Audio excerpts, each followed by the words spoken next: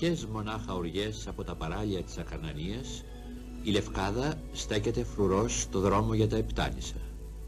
Την ιστορία της διηγούνται τα ερείπια που άφησαν οι επιδρομές ξένων κατακτητών στο βενετσιάνικο κάστρο της Αγίας Μαύρας.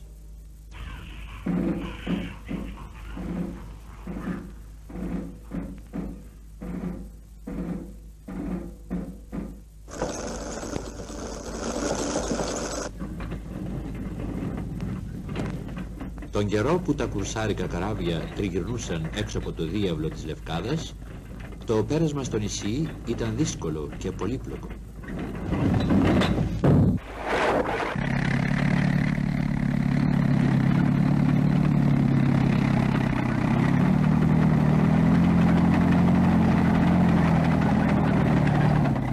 Σήμερα τα κανόνια του κάστρου, καρφωμένα στο χώμα για να δένουν απάνω τους οι κάβοι των πλοίων, καλωσορίζουν τον επισκέπτη που φτάνει από κάθε γωνιά του κόσμου.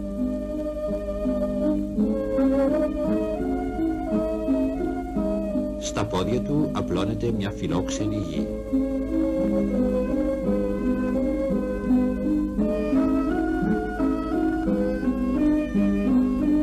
Ύπνος ιερός λιονταρίσιος του γυρισμού στη μεγάλη της αμμουδιάς απλωσιά, βοή του πελάγου πλημμυρίζει τις φλέβες μου, απάνω μου τρίζει σαν μιλολίθαρο ο ήλιος. Η στίχη είναι του Άγγελου Σκελιανού. Το τοπίο είναι η γύρα. Δίπλα στη Λευκή Άμμο, πάνω στα ήρεμα νερά της λιμνοθάλασσας, καθρεφτίζεται ο καταπράσινος ελαιώνας και πίσω από αυτόν η πολιτεία, πατρίδα του ποιητή.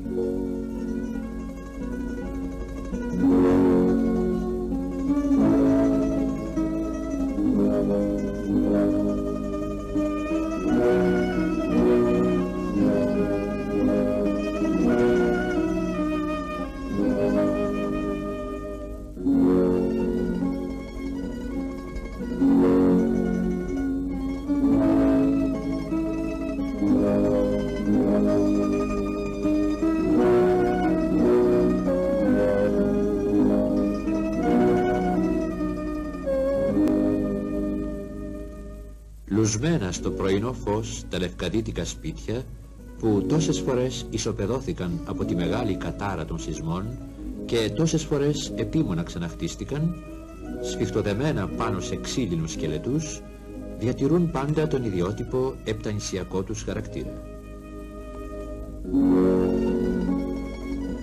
Μερικές χαριτωμένες εκκλησιές, χτισμένες πριν από 300 χρόνια σε ρυθμό μπαρόκ, συμπληρώνουν τη φυσιογνωμία της πολιτείας.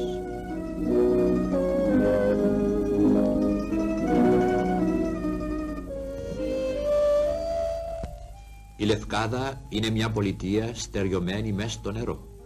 Η στάθμη της παραλίας της κατεβαίνει 1 μέτρο κάτω από την επιφάνεια της θαλάσσης.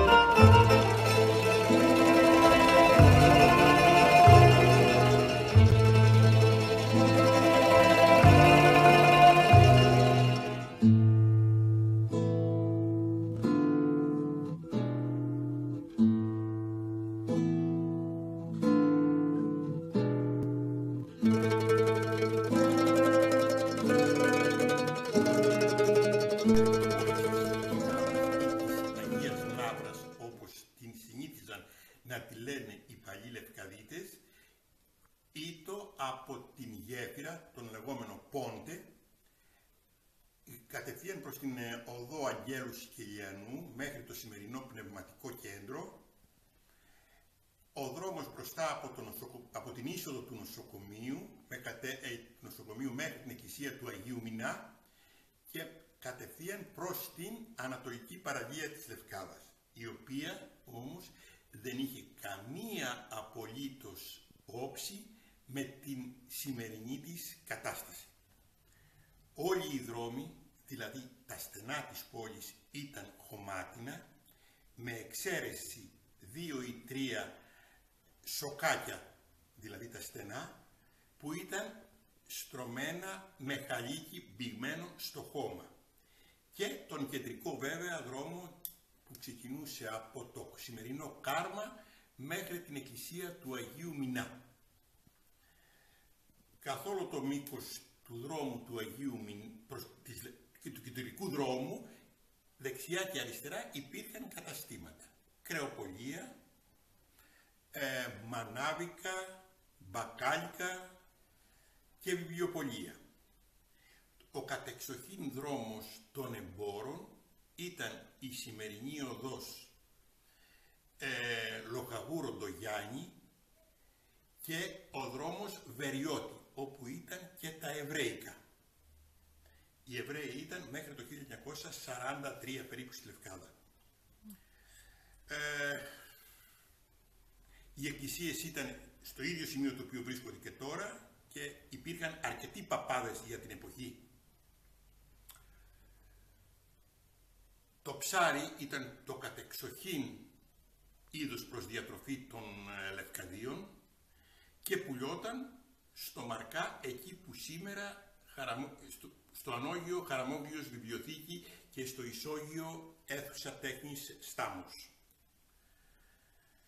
Παλιότερα στο πάρκο, το οποίο είναι δίπλα από την Αίθουσα Τέχνης, ήταν το σχολείο και πιο παλιά ο Μαρκάς, δηλαδή μανάβικα, κρεοπωλεία και χασάπικα της Λευκάδας και ψαράδικα. Οι κατοικίες στην πόλη της Λευκάδας ήταν στο σύνολό τους οι περισσότερες ισόγειες, με εξαίρεση ορισμένες που ήταν διόροφες και με μεγάλη εξαίρεση τις κατοικίες των αρχόντων της Λευκάδας που ήταν τριόροφες. Αποτελούνταν από 1 ή 2 δωμάτια το πολύ και μια μικρή κουζίνα, και στις περισσότερες περιπτώσεις η κουζίνα ή μάλλον το μαγειρίο ήταν έξω στο δρόμο. Ηλεκτρικό ρεύμα δεν υπήρχε καθόλου, μόνο στην δεκαετία του 1935 άρχισε το ρεύμα να το δίνει κάποια ηλεκτρική εταιρεία της Λευκάδας, ιδιωτική εταιρεία. Η φτώχεια ήταν φαινόμενο και σε όλους τους κατοίκους. Εργασίες δεν υπήρχαν. Η μόνη εργασία ήταν οι εργάτες λιμένος, όταν ερχόταν το καράβι στη Λευκάδα και εργάζονται εκεί. Και ο δε χώρος του πάρκου της παραλίας ήταν χώρος εναπόθεσης των εμπορευμάτων από τα καράβια. Οι κάτοικοι της Λευκάδας συνήθιζαν να κάνουν βόλτα στο κεντρικό δρόμο, τον πεζόδρομο, το λεγόμενο τότε παζάρι, μέχρι την εκκλησία του Παντοκράτορα, δίπλα από τη σημερινή Εθνική Τράπεζα. Έκαναν τη βόλτα και έτρωγαν πασατέμπο. Επίσης,